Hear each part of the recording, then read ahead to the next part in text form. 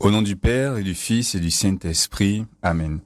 Mon Seigneur et mon Dieu, je crois fermement que tu es ici, que tu me vois, que tu m'entends. Je t'adore avec profonde révérence. Je te demande le pardon de mes péchés et la grâce de faire passer 10 minutes agréables à Jésus. Une seconde et un point. Est-ce que c'est possible? Ah, c'est possible!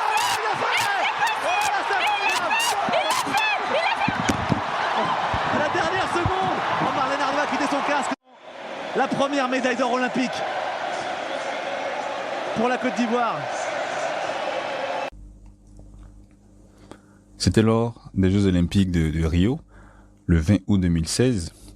Donc, Cheikh Cissé remportait la médaille d'or olympique au taekwondo. Et c'était une grande fête, évidemment, pour tout le pays, pour toute la Côte d'Ivoire.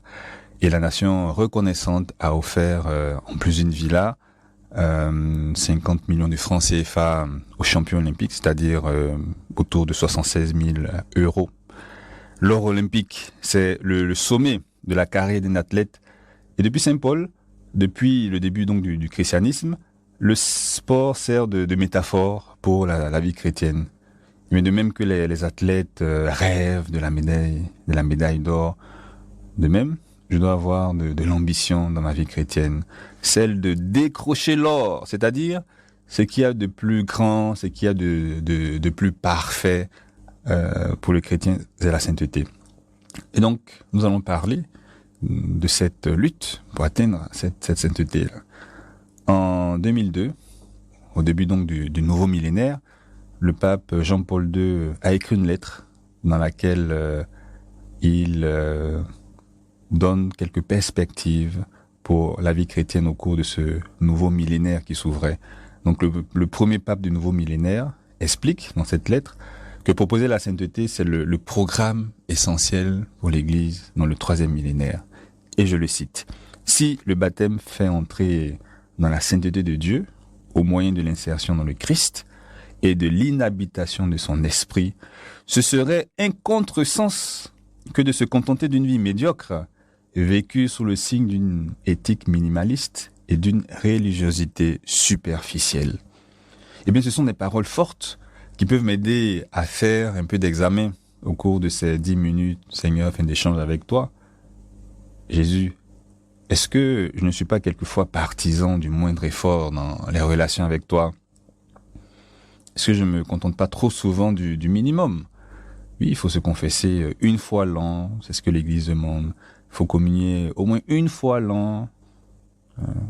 Mais je me contente de quelques messes du dimanche, plus ou moins. Est-ce que, Seigneur, je ne suis pas trop négligent dans les aspects qui te concernent et très diligent dans ce qui me concerne personnellement? Est-ce que je me contente du peu dans ma vie de prière? Est-ce que je suis vraiment sérieux pour améliorer ma formation chrétienne pour qu'elle soit véritablement au niveau de ce bac plus 3, plus 4, plus 5, plus 10, plus 15 que j'ai? Eh bien, aide-moi à ne pas oublier que mon baptême m'a vraiment fait entrer dans ta sainteté et qu'il ne doit pas y avoir de place pour la médiocrité dans ma vie d'enfant de Dieu.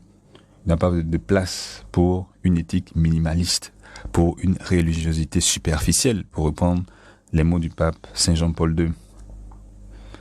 Une fois, en lisant une interview d'une personnalité, cette dernière-là se définissait comme un catholique modéré, qui assiste à la messe de Noël, la messe de Pâques, et encore suivre Jésus, mais avec modération. C'est un peu curieux.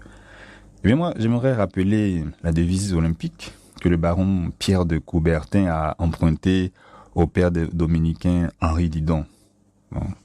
Toujours plus vite, toujours plus haut, toujours plus fort. Eh bien, les sportifs sont invités à donner le meilleur d'eux-mêmes. Ils sont invités à tendre vers l'excellence, ce qui ne veut pas dire nécessairement être premier. L'effort de dépassement de soi, c'est déjà une victoire. Et l'idée d'un évêque américain a elle aussi été reprise par les organisateurs des Jeux Olympiques. Cette idée-là, c'est la suivante. L'essentiel, c'est de participer. Eh bien, pour la sainteté aussi, l'essentiel, c'est que je participe. L'essentiel, c'est que je lutte. L'essentiel, c'est que je m'efforce de donner le meilleur de moi-même. Il ne s'agit pas d'une recherche vaine de records. Évidemment, enfin, je ne vais pas me dire, voilà, il faut que je jeûne plus de jours, hein, chaque semaine, il faut que je prie plus d'heures, non, des heures de plus chaque jour, ou que j'assiste à plus de messes, hein, le dimanche. Non, ça n'aurait pas de sens. La sainteté, c'est la perfection de l'amour. La sainteté, Seigneur, c'est aimer chaque jour un peu plus. Aimer les autres chaque jour un peu plus. Et bien, Seigneur, que j'aille toujours plus vite dans ma réponse à tes grâces, à ces grâces-là que tu m'accordes. Que j'aille plus vite pour rendre service aux autres, à la maison ou sur mon lieu de travail. Que je m'efforce d'aller toujours plus haut dans ma connaissance de ce qui te concerne et dans la connaissance aussi de l'enseignement de l'Église. Toujours plus haut dans les intentions qui inspirent mon travail, mes efforts, mes relations avec les autres. Seigneur, que je sois toujours plus fort pour surmonter le manque d'envie et la paresse, plus fort pour rendre véritablement témoignage de ma foi auprès de mes amis, auprès de mes parents, auprès de mes collègues. Voilà, toujours plus vite, toujours plus haut, toujours plus fort. Il est vrai que les athlètes sont des personnes hors du commun, une physique hors du commun, capables de performances inouïes. Tout le monde ne peut pas courir les 100 mètres en moins de 10 secondes, c'est évident. Dans ce sens-là, la comparaison entre la sainteté et les Jeux Olympiques a une limite, parce que la sainteté chrétienne ne suppose pas justement de qualités hors du commun, réservées à quelques génies. La sainteté ne suppose pas non plus une vie extraordinaire, que seuls quelques-uns pourraient pratiquer. Dans ce texte dont je t'ai parlé au début, Jean-Paul II ajoute, et je le cite, « Demander à un catéchumène, veux-tu recevoir le baptême ?» signifie lui demander en même temps, « Veux-tu devenir saint ?» Cela veut dire mettre sur sa route le caractère radical du discours sur la montagne. « Soyez parfaits comme votre Père céleste est parfait. » Et le pape ajoute, il est temps de proposer de nouveau à tous, avec conviction, ce haut degré de la vie chrétienne ordinaire. Toute la vie de la communauté ecclésiale et des familles chrétiennes doit mener dans cette direction. Un haut degré, mais en même temps, de la vie ordinaire. Eh bien, c'est ce qu'on voit chez des pères et des mères de famille qui ont été déclarés saints ou bienheureux, tels que Gianna Beretta Molla, par exemple, ou le Sud-Africain Bénédicte Dassois. C'est ce qu'on voit chez des enfants, comme Kizito, chez des adolescents et des jeunes, comme Isidore Makanja ou comme Carlo Acutis. C'est ce qu'on voit dans cette enseignante-là, dans la vie de cette enseignante de chimie, qu'est Guadalupe Ortiz, que le pape a désigné comme la sainte de la normalité. Et Seigneur, c'est ce qu'on doit voir aussi dans ma vie, ce haut degré de la vie chrétienne ordinaire.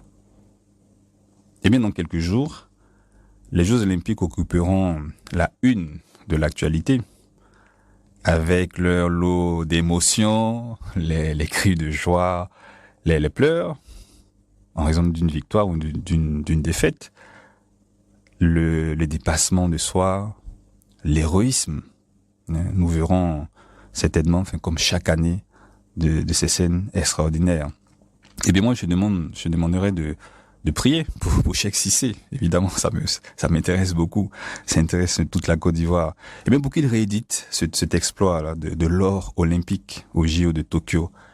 Et moi, de mon côté, je te promets de prier pour les athlètes de ton pays, que ce soit la Suisse, le Liban, le Congo, la France, le Mali, Haïti ou le Canada. Bref, quel qu'il soit. Je te promets également de prier pour ces athlètes-là. Eh bien, que les images que tu verras, les nouvelles des Jeux Olympiques que tu recevras, soient aussi, chaque jour, un rappel de ces Olympiades spirituelles qui t'attendent et qui se déroulent non pas tous les 4 ans sur un continent différent, mais chaque jour dans ce stade habituel là de ta vie ordinaire, sous le regard aimable de ses supporters indéfectibles, afin que sont Jésus, Joseph et Marie, qui t'encouragent à aller à chaque instant jusqu'au bout de la course, chaque jour, un peu plus vite, un peu plus haut, un peu plus fort. Je te remercie, mon Dieu, des bonnes résolutions, des actes d'amour et des inspirations que tu m'as communiquées pendant ces 10 minutes d'échange avec toi. Sainte Marie, aide-moi à renouveler mon désir de lutter pour être saint.